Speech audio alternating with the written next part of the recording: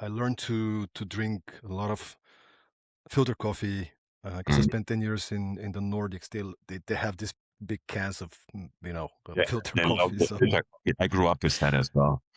Yeah, where did you grow up? I grew up in Germany. I grew up in outside of Düsseldorf, 20 minutes outside, very industrial, coal ore, high unemployment. Little rough. Um, and then again, whatever. Like I built a company there, sold it, blah blah blah blah blah. It's a long story, but I grew up. But your parents were entrepreneurs or they were workers? My parents were in hospitality, so my family is 5 generations of bar restaurant. I cater waitered when I was 11. I was opening the bar when I was 13. Like I grew up in a household where everybody was working. It was just normal to work. Like there was no question. And you go to school, and so I think I learned that hospitality is the worst to be self-employed in because it's so hard. And you work when everybody wants to party and when everybody has a celebration. It's where you work. So I decided I'm the black sheep of the family. I'm the only one who did not end up in hospitality. Good morning, everybody, or good afternoon, whenever you are in the world right now. Welcome back to Deep Productivity Mastery. I'm here with another amazing human, not just a very successful and ambitious individual, but also somebody who's a very kind human. And I'm grateful for the opportunity to learn from him. Tim, instead of me introducing you, I had a challenge to to see what angle to introduce you from, because you have a really rich background. Why don't you give us like the 2-minute quick introduction about what you're doing these days? What's your background? Yeah. So yeah, I'm an entrepreneur by heart. I mean, nobody's really born into entrepreneurship, but somehow I kind of slipped into it, fell into it, and then loved it, and don't want to ever jinx it ever with not being an entrepreneur. So I'm a serial entrepreneur. I have started a few businesses throughout my last 30 years. Some of them I sold, some of them I'm still running. And I live in New York City for the last 10 years, but I'm originally from Germany. And I'm now 50 years old and I have a family with teenage kids, the whole thing. And I travel a lot between the US, within the US, because I have 13 offices in the United States and Canada. And I also travel a lot in Europe. So the agency is your main thing at the moment. Mm-hmm. Yes. So my operating, I always say I have an operating business while I have a lot of side hustles, right? I think it's probably a little bit underselling it, but my operating business has always been in the advertising space. I built my first advertising agency at the age of 20 and sold it 12 years later. It was in 98, 99, when the internet came about. And since then, I've been stuck in that world of advertising. So today, I have built and run an agency group we bought a company this month. So we are now 13 companies, 14. In the United States and Canada, we have really 13 agencies within the group, 850 people. I started the business now 5 years ago during the pandemic. And we work for all kinds of incredible brands, from very large Fortune 100, Google, IBM, LVMH, to mid-market and small companies who just need help with everything that comes to digital or traditional media or creative content, experiential, retail, everything under the sun, really. So yeah, I love building agencies because they're primarily it's a weird business model because it has a tendency not to be scalable, but it's actually scalable because people believe service businesses are not scalable because of the humans, right? Because we don't have any tangible assets. It's all what we call walking assets, and they can walk out of the door and you lose connections and you lose network. So people kind of underestimate the scalability within service businesses. But if you're, I would say, good to your people, it's kind of a flywheel of success, because the problem is, and sorry, I'm rambling already, but the biggest problem is that people, especially in the United States, get treated really badly by their employer, right? And I'm not saying, I mean, we're an American company, so, I can't change 2 weeks notice. It's just what you do in America. But if you're a little better, people are really greatly appreciative. And with that, you have better talent. They stay longer.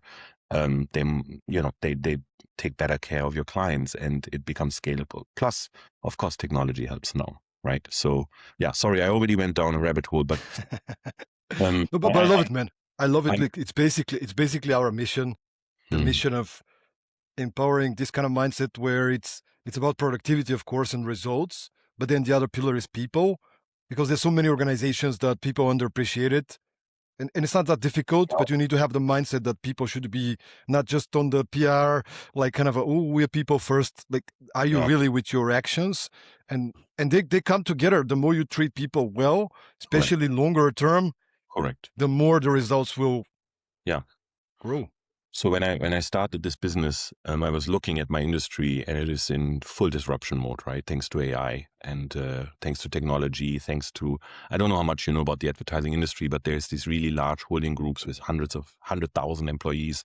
And then there is tens of thousands of independent agencies who are everything from like a one-person shop to a few hundred people. I used to have a tiny agency for a few years, producing videos, like a few people only. So I kind of know a little bit about the industry. We were subcontracting for some of these big guys and collaborating, and it seemed like a little bit of a jungle, the whole thing. But and basically that's also very interesting. Like when you were building this new agency, Meet the People, with this type of business model where you're acquiring very specialized other agencies, was that your initial plan, strategy, or was that we should? I have the luxury of having done this a few times now in different parts of the industry. And therefore, when I thought about what do I actually want to build, right? I realized it's not really about the specialty so much. I mean, I have a deep longing in digital, because that's where I was born into in 98, 99. I was early on the internet. I built my first PC, was 11 years old. Like I love the internet. I love digital, but I wasn't like, I have to build a digital agency again. This is it, right? Rock and roll. I was more like, what is the fundamental issue in the industry? What do clients really need? And the biggest problem is they just get screwed over by their vendors all the time. It's intransparent. Agencies fight with each other over scope. It's like the handovers are terrible. Like you spend a few €100,000 or dollars on creating a beautiful logo and a beautiful tone of voice and a beautiful brand manifesto, and the person who buys search and programmatic on the internet has never seen this stuff, right? So there's a lot of friction, a lot of inefficiency, and I'm like, if we can solve this in bringing all these different traits together and do it just 10% better than the big ones, the big guys, right? Be better to people, be better to clients, just be a little bit better and more authentic and more entrepreneurial and more caring, we're gonna be awesome. So that was the principle. I wanted to build an all-encompassing agency group that can do everything from designing a logo. I mean, that's now gotten much easier with AI, down to buying TikTok organic or whatever. Like like the whole freaking value chain. That was the idea, and that's still the mission. And now 5 years in, we have most of those traits. So it's quite exciting because we can help a very large brand with something very specific. Like, for example, for LVMH, we do 8,000 experiential activations a year in the United States, right? Very specific. But we can also do everything for a brand that's like upcoming, right? Where they need a logo, they need a website, they need performance marketing, they need maybe a TV ad, they might need a trade fair booth or something like that. We can do everything. And that's really what I wanted to build. But again, the journey's just started, right? It's only been 5 years. But tell me about the journey. I think what I'm curious about it, like you opened doors in 2020. Maybe you already know some of these subcontractors, small agencies, like you've worked with them before. Like, what was the process of deciding who to acquire? Like, did the caring also play a role? They not only have to be really good performance in what their craft is, but they have to be the right kind of vibe and culture. And I have the luxury of being now 50 years old since April. And my general rule in life is I don't work with assholes. So all the companies we acquired, we spend a lot of time as the founders. Meaning up to, I don't know, I think one of the founding team or one of the agencies I met 14 times before we even made an offer, right, to buy that. So I get really deeply involved with the founders because they obviously also have a lot of questions. Like I sat at their side of the table many years ago, having the same fears, angst, anxiety about, oh, I'm handing over my baby to someone else, right? I'm selling my first company or my second company. So I think we are very relatable as a founder team because we have sat in their chair and we're still the same people who sat there 20 years ago and, had the same feeling of like, oh, I have 150 employees. Like, how do they going to feel about it? And I know all their children's names, their dog names. I know where they live. Like, you have responsibility as a founder, right? So I think that really helps finding incredible companies. Some of them did really bad when we bought them, and we still bought them. And some of them are doing super well. Like the last one we just bought in Dallas, Texas, does super well, right? But we really wanted to add the specific skill to our group. Anyways, I don't want to go too deep there. So I would imagine that you're investing in potential, and when you see a venture, you have the ability to envision what that could be. Even if they're not performing well now, you can immediately kind of sense and see if we can bring them here and we can update them and we can work on the leadership, then they can become. Correct. And it has usually to do, so just like, look at America like you would look at Europe with one language and one currency, right? So it makes it way more relatable. America is very much like Europe in terms of each state has their own subculture.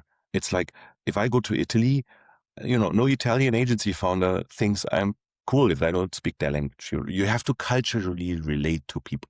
And that's the same in America. We underestimate that as Europeans sometimes because we think like, oh, they're not that smart, right? They're very American. But in reality, their subcultures are very strong. Like a client who's headquartered in Texas doesn't want to see a guy from New York. There's a massive culture clash. If you want to win clients in Texas and in the area around Texas, even states like Missouri, Kentucky, you have to have that local culture. You have to be embedded in the culture. So when I look at those companies who are very culturally embedded in those states, in those regions, I immediately see the potential. Oh, they could grow into another market that's adjacent to Texas, or they could open another office. Like this company we're buying in Dallas, or we bought in Dallas. Austin is an obvious next choice for an office, right? I mean, what a great city, what a potential. So I see those immediately, also across the group, of course, but it usually comes out of the conversation with the founders because I only buy businesses where the founders want to stay, the founders are ambitious to grow, and they just need a platform to do it better. Because often founders who have subscale businesses, call it 60, 70, just below 100 people, they have this perceived glass ceiling where they're like, I don't know how to get to the next level. You have this usually at around 10, 12 people. You have it again at 40 to 50 people, and then you have it again at 100 people. Because every time it comes with a fundamental structure change of the operating model of your company in the service industry, right? So they get these anxieties like, oh, I have to invest $500,000 in upgrading my team, or I don't know, like open another office. That's too risky for me because I'm still paying my mortgage. And, so there's this perceived glass ceiling and they don't know who to ask because they also don't know where to go. Like, who do you call if you have 100 people business, but all the people you know are your competitors? You get ill-advised, right? So they're really thankful joining our group. Number one, because they make money, right? They get cash. We buy them without an earnout. We buy them outright. And they get piece of my company. They get equity and meet the people. So they kind of diversify the risk. At the same time, they all of a sudden have like 20 friends who did the same thing. And they can just call. And I can say like, wow, how did you solve this? How did you deal with this? So one thing we do is before we buy a company, we introduce them to the other people who sold the companies to us, right? And they all chat. And all of a sudden they realize, shit, these guys are they're actually legit, right? They actually stick to what they promised me. So that's really powerful. But the start is always hard. Like I always say, if you start a business, you have to be naively ambitious. Ambitious because if you are not ambitious, you're not going to make it, right? You have to have ambition and a vision. And if you're not naive enough, you're going to worry too much, right? Because it's always going to be super hard. It takes 3-4 years until the business really works. Always, at minimum. So at least in the service industry where you don't have machinery or you don't have big capital investments besides people, right? The beauty of the service industry, and then I'm going to give it a pause, is that you have you need no capital. You need humans, right? To actually produce something. And now you can even supercharge those humans with AI. So one human actually becomes 3 if you do it well. So it's a very capital intensive kind of business to build. But again, you always have this perceived like, can I scale this? And I think, I mentioned this before, people massively underestimate how scalable service businesses are, especially on the back of technology now. Interesting. I've always been between the two worlds of structure, business, corporations, and then the creative. Like I finished a business school, did a master in finance, and then I entered the world of movie video production, creativity, and my first initial impression was, oh my God, these people are so much more messy than the bankers and the finance guys. And it's like, how do you even structure these people to deliver? And they're strong professionals, but still they're a little bit more loose. And I need to be creative. I need to have space. And then I wonder, you having now more than 850 people working in different smaller and bigger agencies. How do you create this kind of alignment in between them? Do you have any kind of weekly calls with each agency? Like you guys all come together as a group, or like every quarter? Like I would imagine it's a bit like a conducting an orchestra, or like but many different orchestras at the same time. It is very much. It's very much the case. I think one cannot mistake the fact that we brought together 13 different businesses. So they all have an individual culture and individual ways how to do things. And the biggest mistake you can do in those moments, because we're talking about a service business that is run by humans. As you said, these creatives can be a little messy. They need their freedom. They need their intellectual freedom. They need their, like, I want a standing desk. Yeah, okay, take a standing desk. It's okay, right? We're not going to debate this. So they're used to that. If you structure it too much, you're going to scare them away. Because they're going to say like, okay, I make more money here, but you know what? I have more fun over there. So the worst case for us is losing people, like really talented people. So we give them a lot of freedom. We give each agency, they still kind of operate, I would say 90% the way they operated before. Just think about it. Before you would fill diesel, now you're filling super plus. Like now you're on higher octane because now you have all these AI tools in the background. We invest $1 million into tech a year. We invest $1 million into acquiring data in America, like consumer data, right? So all of a sudden you walk into a creative pitch supercharged instead of just like, oh yeah, I'm kind of like copy pasting my old deck, right? So we're trying to just enable. We're not trying to overly structure it. Of course, in IT, HR, those things we have to align, right? People have to work on the same IT platforms. People want to be on the same benefits, same pension, same health insurance, like that stuff we have to take care of. But we give each agency as much individual freedom as possible. And the only way to do that is that they're not really conflicting with each other.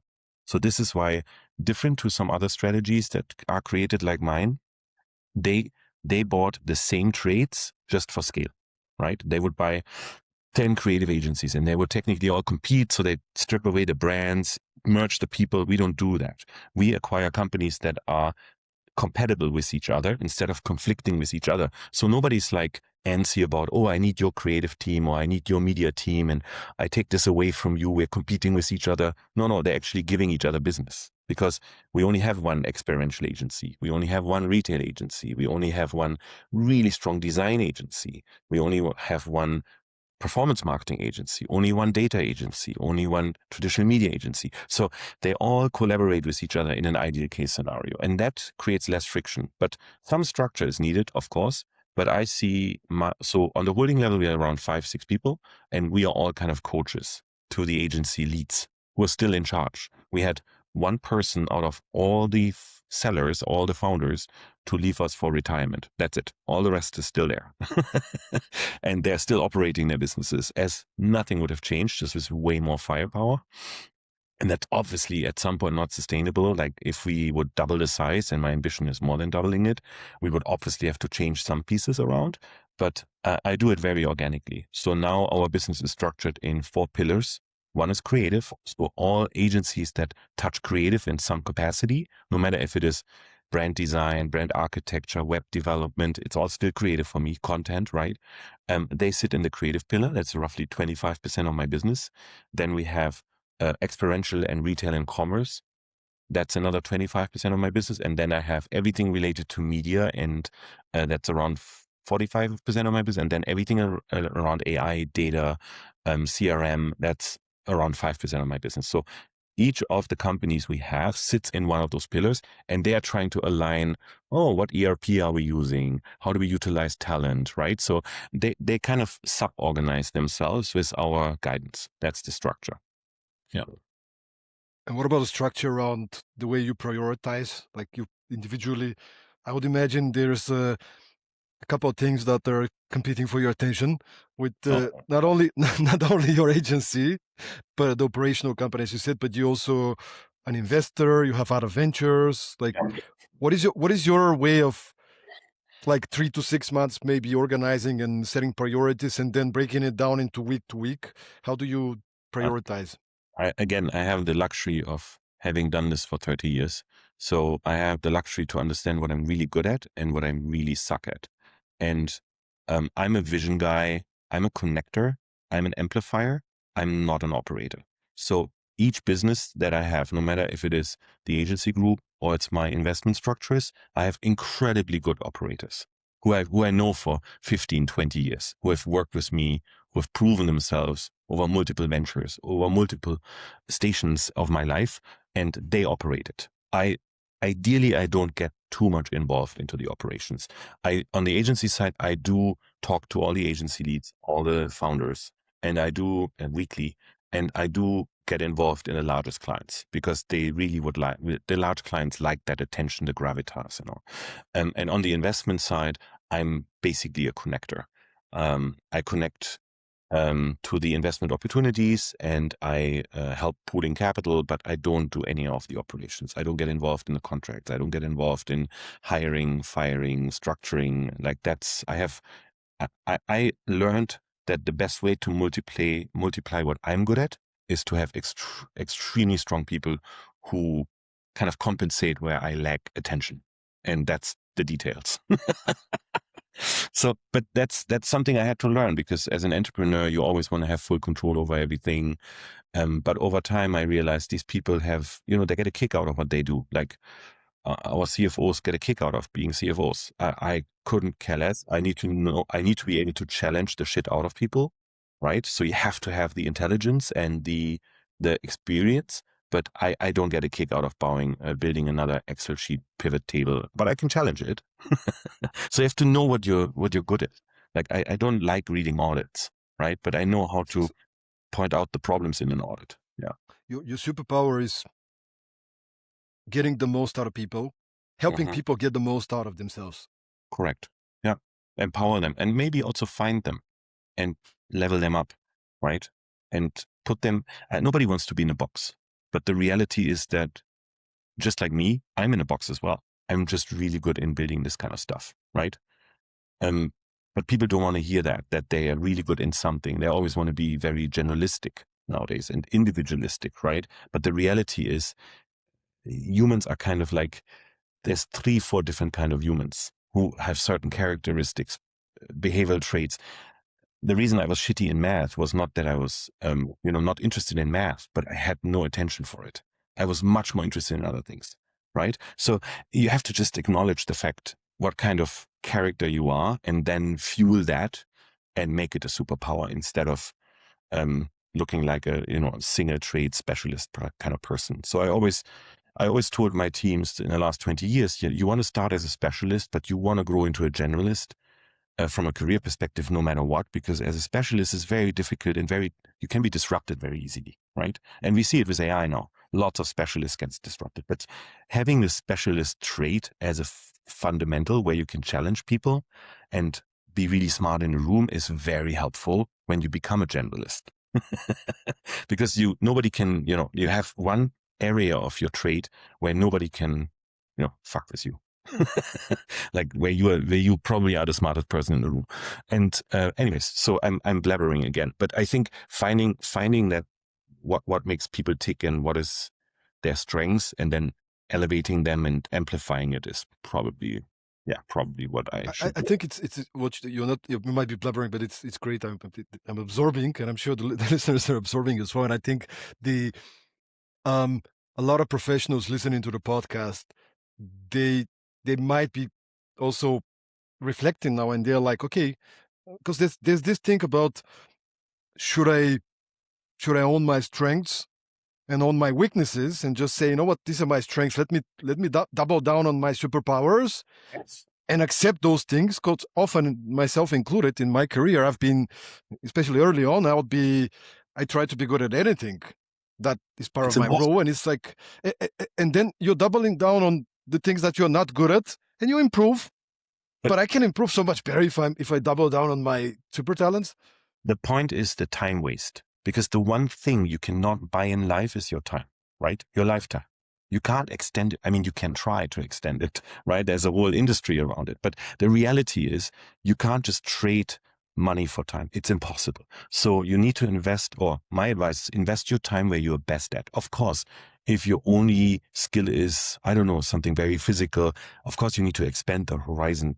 Makes sense. You should always be curious and always think and see, is there a new skill I can unlock? But I think, especially people in their 30s is where you build where you build the fundamentals of your career. 40s is where you make your money, right? And 50s and 60s is where you should enjoy it. So you have a pretty finite amount of time where you're at your peak performance.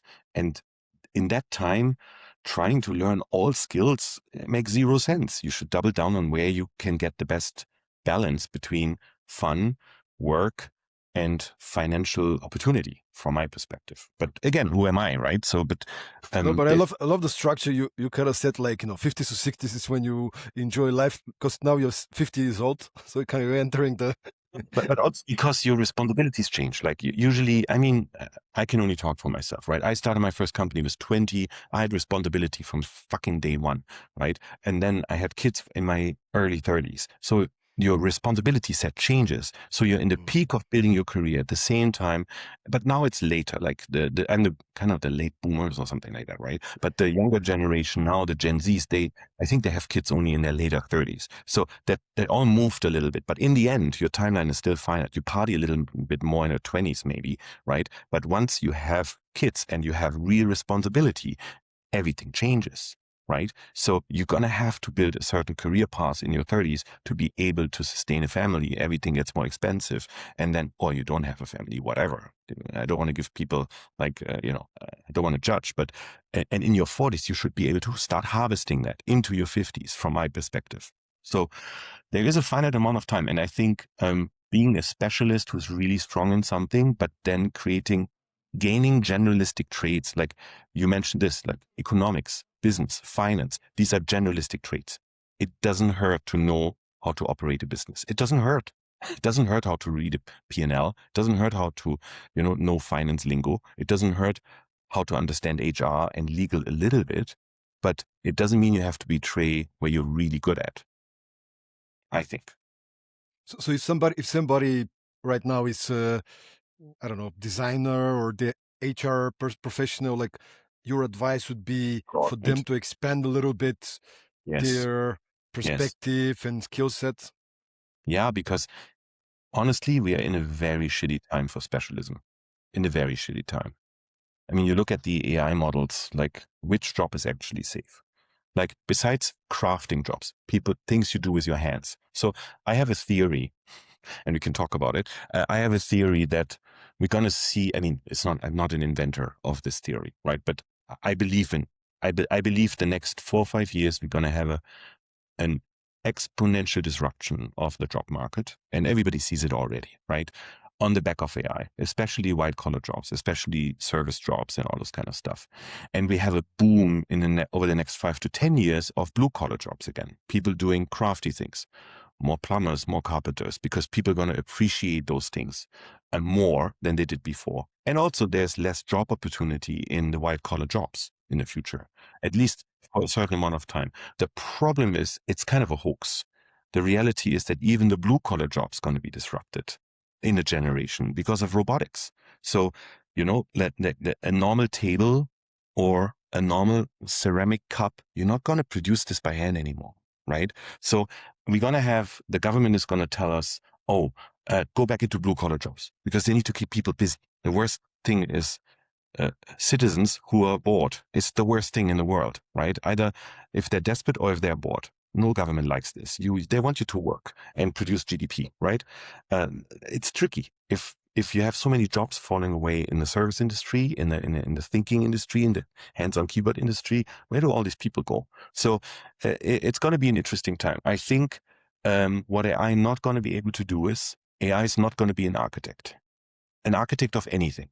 So it can be an executioner. It can be really good in solving a problem. It can be way better than a human, identifying problems, solving problems, connecting the dots, but it can never architect a house the way how a human architects a house, because you need to bring multiple things together. And I think in my lifetime, I don't think a lot of people are going to buy a house that's completely created by a computer and by machines. And I take this as a synonym, the house.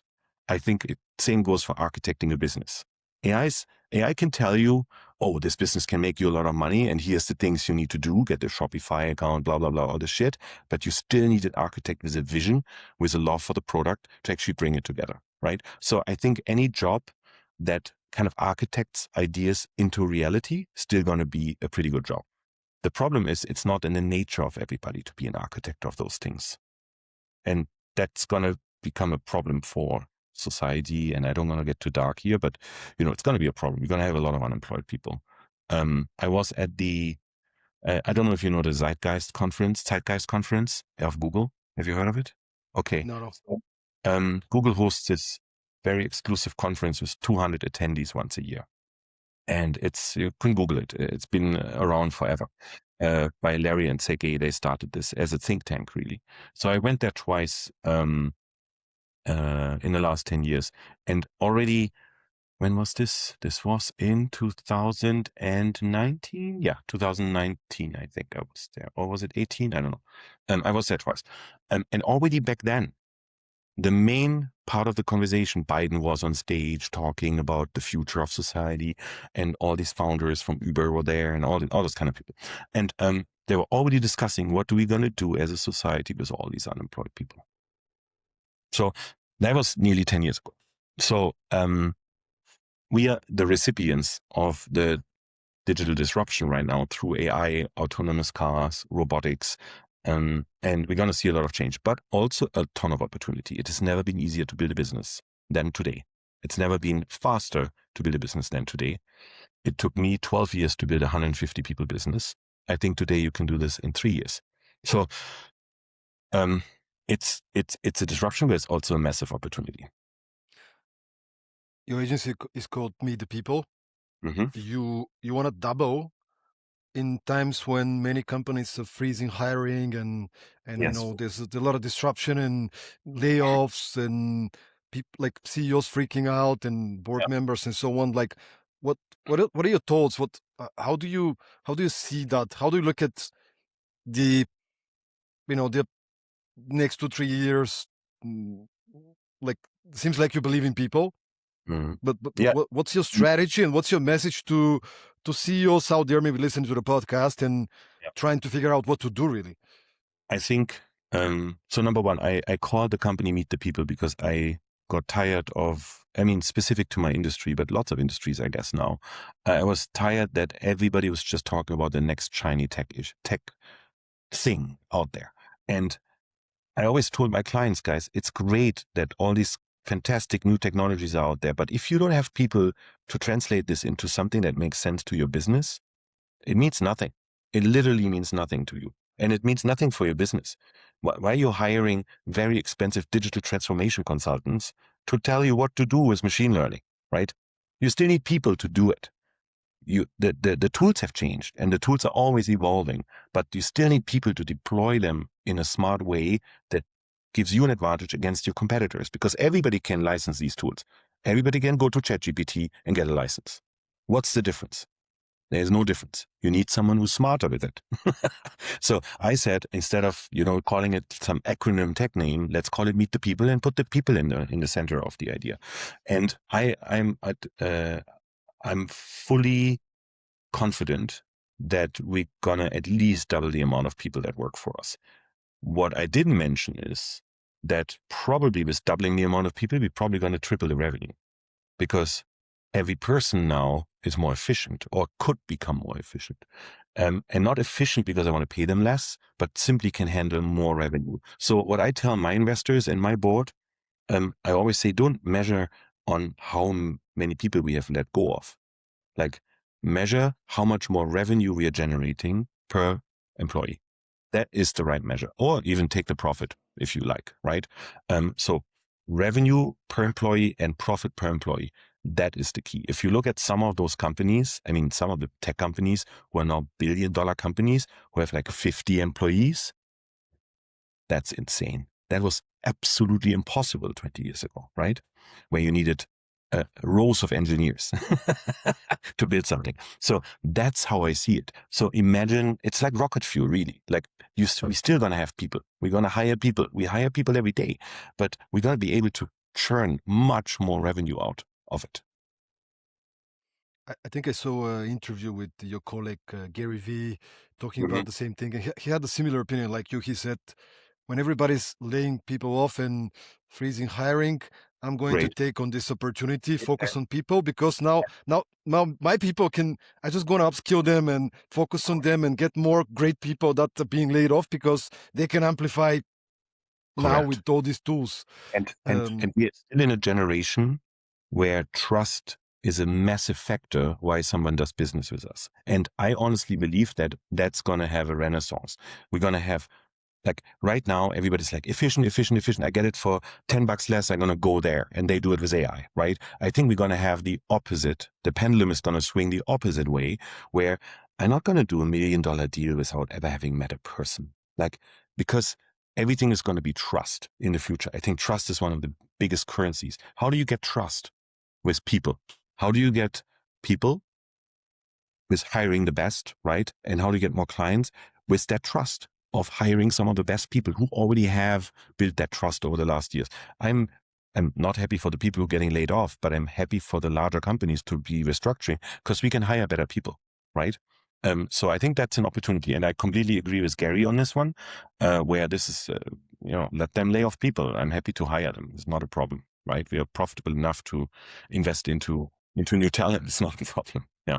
No, but I can also feel because I'm doing a lot of events, and I can see people want to connect, not digitally. Like, we're kind of tired a little bit. There was this digital revolution and everybody went so much on there, and then we're all on these chats and, like chatting with each other online and dating apps. And I even saw, maybe you've seen, like, you're probably following the trends, but there was these events that they do that is kind of protesting against the dating apps, like where you can pitch your buddy why he's a great boyfriend, like to a crowd of people, and then people gather and because they just want to meet. And I feel like you can tell me more because you're at the forefront of those things, but there's this, we want to get back to real, to analog, to meeting people. It's the same thing. I would call it the Amazon effect, right? Like, people were very excited being able to buy everything online, right? I mean, you can buy anything on Amazon, but would you really buy something on Amazon you really care about? No. You buy like your detergent, you buy like, I don't know, some coat hangers, shit you don't care about, that you have no emotional relationship with. Or if you're really desperate to get it the same day, okay, fine, I get it. But it's the same with everything. I think right now everybody punches everything into AI and everybody wants to use apps for everything. But at some point they're going to realize, fuck, actually, I like to invest more time into the things that I really care about. So I'm worried about this. I'm worried about companies and business models where people have no emotional bond to the product or to the service. That's going to really be heavily disrupted. Like you calling your bank and they put you into some call center loop, automatic, robotic. Like, you're going to say, you know what? I don't need this. I don't want to do this anymore, right? I'm going to go somewhere where they actually have still a store. That's going to come from my perspective, because we're getting so like upset, and everybody says, no, your AI is going to talk to the AI. They're going to figure it out. Not if we're talking about, I want to do a bank transfer of $5,000. I'm not going to trust my AI to send $5,000 talking to the AI. I'm not sure.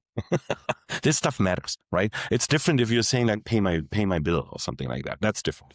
So I do think we're going to have a renaissance of those in-person services. We're going to have a renaissance, as you already feel it, on events. We see this a lot in our experiential agency, that people want to reconnect with brands. They actually like to try the product instead of ordering it online. They still might order it online, but they really want to test it, try it. We do a lot of work for Nespresso, LG Electronics, and we talk to consumers every day. Yes, they want to leave their email address. Yes, they want to maybe get a promotion, order it online, but they really want to touch the product, feel the product. And I like it. I'm old school. I grew up like this. Go ahead. I wanted to say something about talent and how this is an opportunity to acquire talent. Our general counsel retired at Meet the People group, and we posted a job as a general counsel. It's basically our legal person, our head legal person. We got 250 applications. And, we are not a large corporate. So that is extremely unusual, but that shows you how many people are out there who are looking for jobs, right? It's a New York-based position or Chicago-based position. So we got 250 applications. All of them, or most of them, were extremely highly qualified. So that the quality of the talent is incredible, because these administrative overhead functions, they all got laid off in the platforms, in the tech companies, really everywhere, even in our competitors. And I think it's a great opportunity to get some incredible people who we show more loyalty to. Therefore, they're going to deliver even better service and results. Many people are laid off, and many people are right now, because they might get laid off or they hate their jobs, and they're looking. So that there's so much opportunity out there on the piece of people craving to connect. I last year had to do a keynote, an event, which was about an event about organizing events.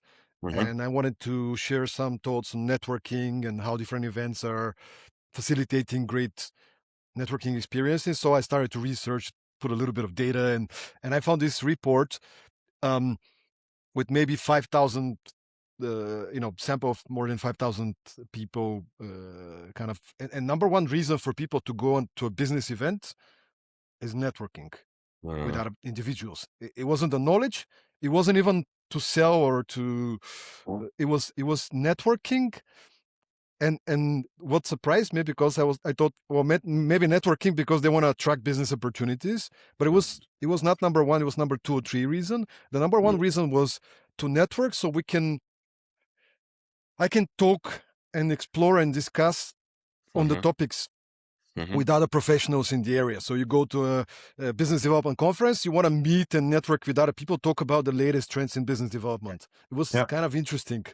Yeah, they need inspiration. They want inspiration, and they want to challenge their own ideas and their own thoughts. It makes sense. And honestly, again, people are a little naive. It was the same with social when Facebook and Instagram started. People were just posting shit, like pictures of their babies, pictures of their, I don't know what, right? They had no sense for the consequences, that they don't own any of it. And it's the same with AI. Like, people punch all kind of stuff into ChatGPT now. It's their best therapist. They put their business plans into it. They own nothing of what they put in there. It's absolutely terrifying. So I think if you have a really fucking good idea, like, talk to some humans about it before you put it in chat, because you don't own it. Who owns this? Where's your idea gone? Where's your IP gone? Your intellectual property? It's really scary, I think. So you don't put anything. You personally we have corporate accounts for Gemini and Chat and Claude, and I don't put anything personal in there. It's more like, hey, here's the idea. You can help me with brainstorming, structure, summarize. But it's more like, it's not like your personal therapist is ChatGPT or business-related stuff in there. I don't put any emotional stuff in there, like, hey, I need a contract for this and that, do that, right? Or I need a 1-pager on this, do that. Or render me an image of this and that from a social post. I don't put anything about my family, my personal life. I highly recommend not to put that stuff into especially the US-owned AIs. There is no data security laws in place. Like you might travel to the US and they ask you something super personal. Oh, you had a suicidal thought. Like, how do you think about that? Like, what the fuck? I think it's super scary. I think people, again, are very careless about how they use that new technology without any rules in place. And it was the same as social. It was the same as search. But I think for, especially when you want to build a business, it can be super helpful, but think about what you all put in there, from my perspective. Yeah. Anyway, so, but yeah, we talked a lot about the business, of course. I think,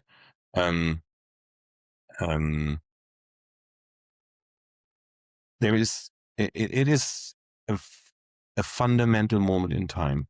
Just, I was very lucky being born in the late 70s and having access to a computer when the internet came about. I have to say, I really have to acknowledge it's this moment in time where just things come together, stars align, and you have an opportunity to build something when probably a generation before they didn't, right? So in that scale or that fast. And we are in this exact time again. We're in the exact time of the early 2000s, late 1990s, again, where it goes even faster. So I can only highly encourage people to, if they have any drive to be an entrepreneur, this is the time. I mean, don't miss that window from my perspective, because people are going to look back in 20 years and like, how could they ever build something? How could I not have thought about this? How could they build this?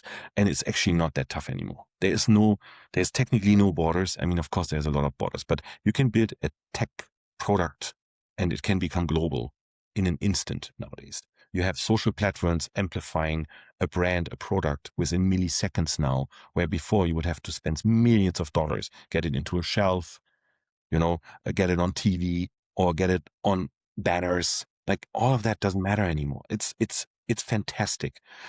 So if I can only encourage, especially kids in their 20s and people in their 30s to, think about building a business. At least try it. What's the worst case? You lose a year, you learn a lot, right? So, yeah. Anyways. You seem to be, and this is an observation, seeing you for the audience, we met for the first time just literally this morning, 5 minutes before the show, hit it up, had some coffee together, but we don't know each other. But of course, I was expecting to have you come to the podcast, and I researched you, checked you out, and my impression was, this is a cool guy. He's super smart. He's super ambitious. He's very bold, and he's a people person. Like one of the first things was, this guy's a people person, and I wonder if you can talk a little bit about connections and how much making connections and being connected to the right people has played a role in your career. So, yeah, it's a great question. I've been reflecting on this quite a bit because I know a lot of people, especially in the US, who are very structured about networking, who are very like, oh, I want to get to know this person. How do I get there, right? I never did that in my life. It's really weird. And I don't come from like an influential family, or I come from a rather small town in Germany. Like I didn't have an intrinsic network, nor did I finish college or was in a great college where I would have had an alumni network, right? So I had to do it all by myself and connect with people with strong opinions. I'm always very opinionated. And I'm very authentic. So I don't change who I am when I, do a podcast or I'm on stage. I curse. I'm just myself, right? So I kind of was lucky that I started my first business in a subsector of the advertising industry where there was only very few people. And because of the specialism, we got all very close internationally. And from then onwards, most of them became way more successful than I did. They built billion-dollar companies. One is Spotify, for example. I met Daniel, like he was an SEO guy like me. And we were getting traffic off the internet and selling it to eBay and Amazon and whatnot, right? So that was the beginning of how we monetized those kind of coding skills. So, but he ended up building a billion-dollar company. Then another friend who was also an SEO guy, a search engine optimization guy, also built another billion-dollar company, sold it to Expedia. So my network created itself out of this nerdiness and this specialism. And then all of them became generalists. So today they're just technically a phone call away, right? But other people have this differently. They know people from college, they know people from work. And I always helped out without expecting something in return immediately. Very un-American, I guess. And it kind of worked for me. Like, I lost a lot of money with doing that as well. But at the same time, it kind of worked for me because when I needed something, people would pick up the phone and, they would help me. So I'm not I'm not a structured networker, but time, authenticity, and strong opinions have helped me to create a bit of a brand and a bit of a network around me.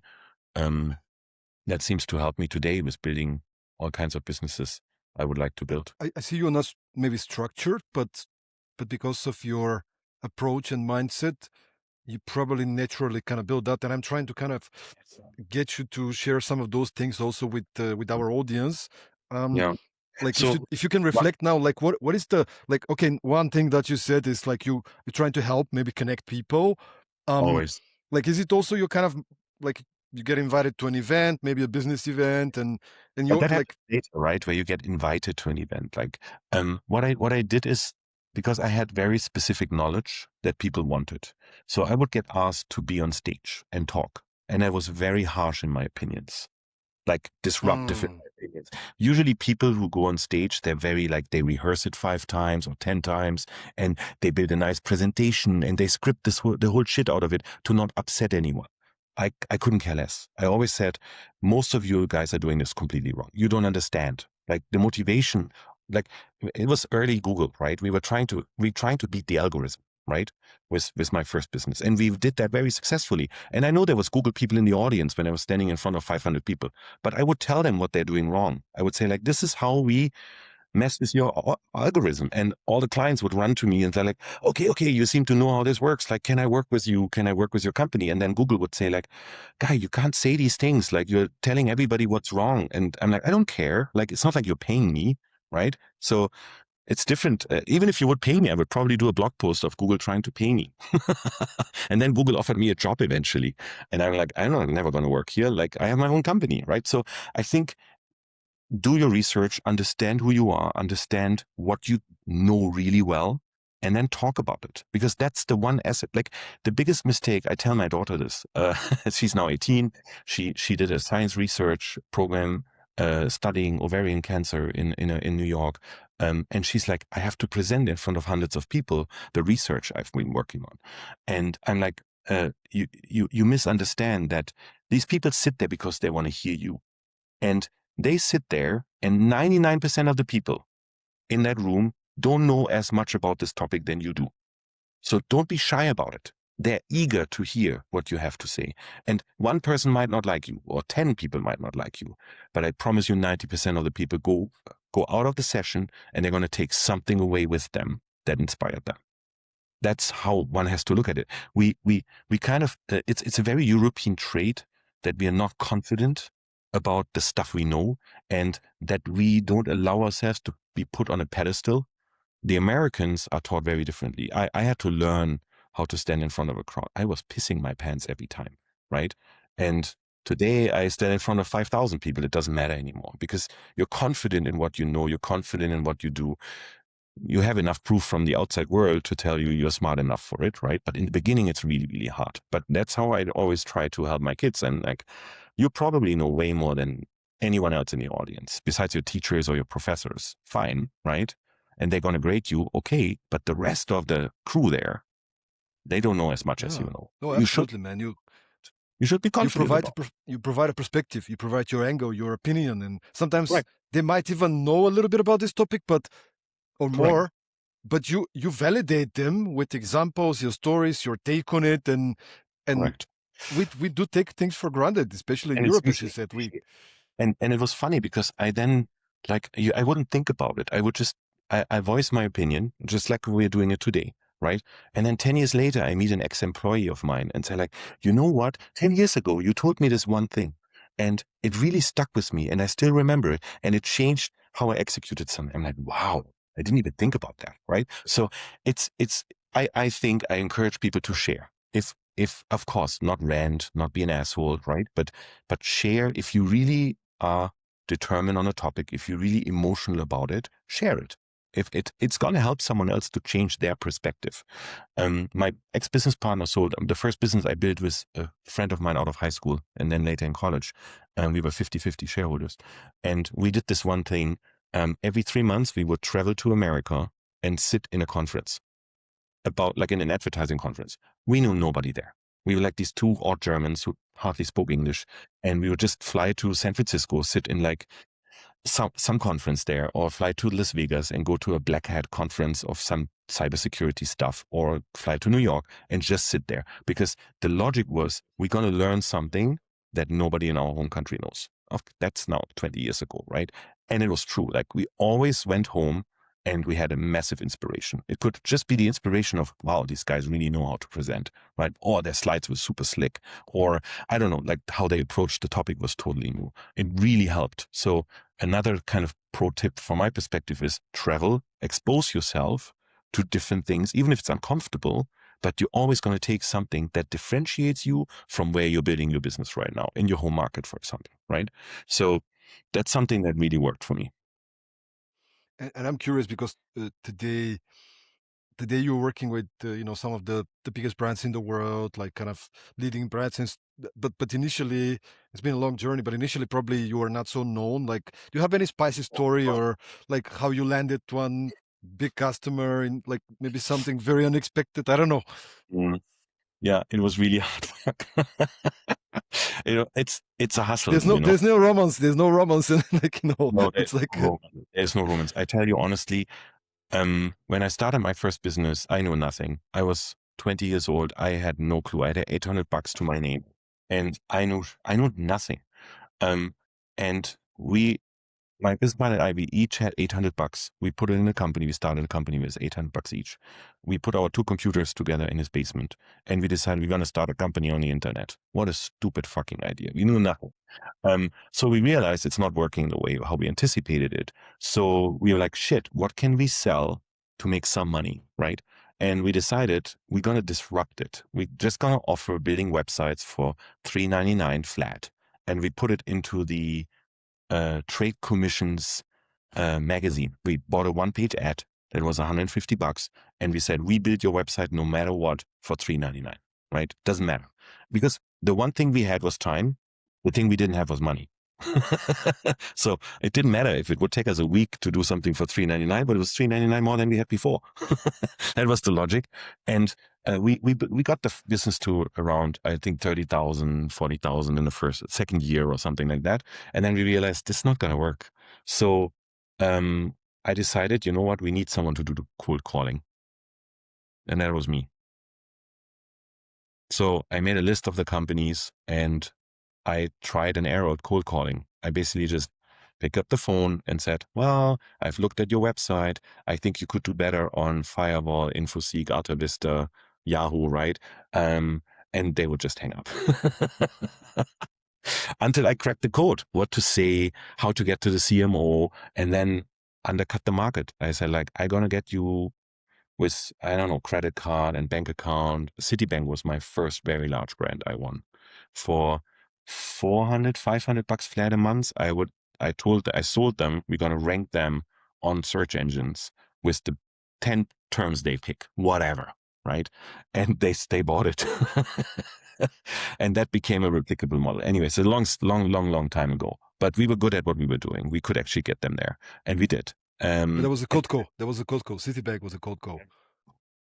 Yeah, I would even go as far as research it before, then send a letter to the CMO who I've researched before, and then say, oh, I sent you a letter about how shitty you rank on search engines. And he's like, I never saw this letter, but tell me more. Are we shitty ranking on search engines? What is that anyways, right? So I had a hook. And, out of 100 calls, I get maybe one person interested. And eventually, after, what was it, in our fourth year, I think, we made $1 million revenue, right? So it was hard. It was hard. It sucks. And sometimes you didn't know how to pay your fucking bills, but it's part of entrepreneurship, right? Everybody has this like, oh, I'm going to be $1 billion founder and I'm going to raise capital. Like I had no money. I didn't know how to raise capital. There was no venture capital in my hometown. So you just have to do it. And then you own 100% of your business. And if it works, you're lucky and you make money and it's great. So there is no secret recipe of getting rich quick. It's hard. It's hard. I'm sorry, guys. There's no magic pill. If you're expecting one, this episode, it's a hard work. I think people now look at the AI companies and their crazy valuations and they're like, oh, I want to be that person. But none of those companies, none of those founders, no matter if it's Anthropic, OpenAI, xAI, whatever it is, Cursor, all of these people know each other. People underestimate where this is born.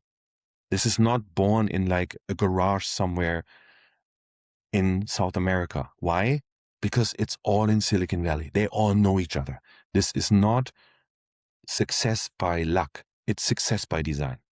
And this is why my investment structure, we only invest into late stage pre-IPO, primarily from the Silicon Valley and from Europe, because hardly any of those companies who already have 100 million ARR, 200 million ARR, $1 billion ARR, gonna ever fail. Because it's the same people who are invested in all of them.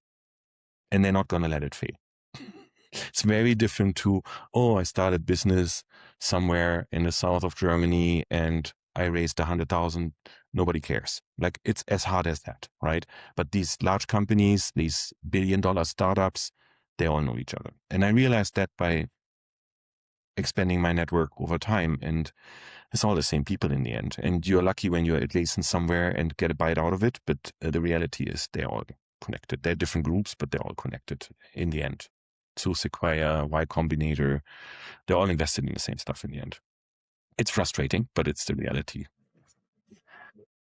Tim, I just want to say to give you credit for showing up with such care for us, for our audience, just sharing and trying to be valuable and being very valuable, insightful. Thank you so much for the energy. Thank you so much for all the insights. And I want to give you space here to wrap up with maybe kind of summary message for our listeners, but also is there anything that we can help you, me, our listeners, like maybe you were looking to hire some people, acquire agencies, or like where could people find you and what can we do for you to help you? Yeah, I mean, you can definitely find me on LinkedIn. I usually try to respond. If it's not a sales pitch, I try to respond, right? You can always email me at tim@meetthepeople.com. It's meet-the-people.com. Again, ideally not a sales pitch. We get way too much of that. But if you're generally interested, authentically interested in exchanging ideas and, get challenged or whatever, I'm happy to be there. Helping me, I always look for talent. It's gotten really difficult to bring talent from Europe and anywhere else in the world to the United States. So they're making it really hard. I hope that's going to change again at some point. But we definitely have at least 30, 40 positions open in the United States and Canada at all times. So check the website if you want to apply, if you want to hit me up, happy to put you on top of the pile. So HR looks at it. And again, what I try to help with, especially my European network, is if a European company or European founder wants to make something in the US, happy to be used for it. No matter if it is, I have, like, I help a lot of people get into the US in terms of with their business, or I know the right people who can help to get their business into the US. It's really hard for physical products, but we have found a way now, kind of a recipe how to get physical product into the US. Let's say I'm just making this up, right? Let's use this. You're creating cases for glasses, whatever, right? I'm just making this shit up. And you're like, do I start a company in Delaware? I want to sell in America. Which market do I start in? Do I start in New York? Do I start in LA? Well, probably not. Start in Texas. Start in off markets that are less expensive. And how do I do logistics? Well, I have a guy who's German, who has a logistic company out of Atlanta, who has a bound warehouse where you don't have to immediately pay tariffs. Like, we have found a model where my agency group helps a lot of European brands to kind of get a crack on the US, or if it's a startup, happy to help as well and connect to the right people. So yeah, and that helps me because eventually you build relationships, and in 10 years, you know, some of those relationships I can call and say, I want to invest in your company, or I want to do this and that, or, you know, so yeah, use me if you want to challenge me or have ideas or just want an opinion on something. Yeah. Thank you so much, Tim, and thanks everybody for making it to the end of the episode, for being with us, for listening to the Productivity Mastery podcast. If you enjoyed this episode, we have more than 240 more episodes with incredible individuals like Tim. So make sure to hit the subscribe button. This is the only ask I have for you guys. The more people we have subscribed, obviously, the more amazing people we get the chance to get on a podcast. So you guys have an amazing week. Hope you got some ideas and inspiration, and see you once again next week for another episode of the Productivity Mastery podcast. Thank you so much. Thank you.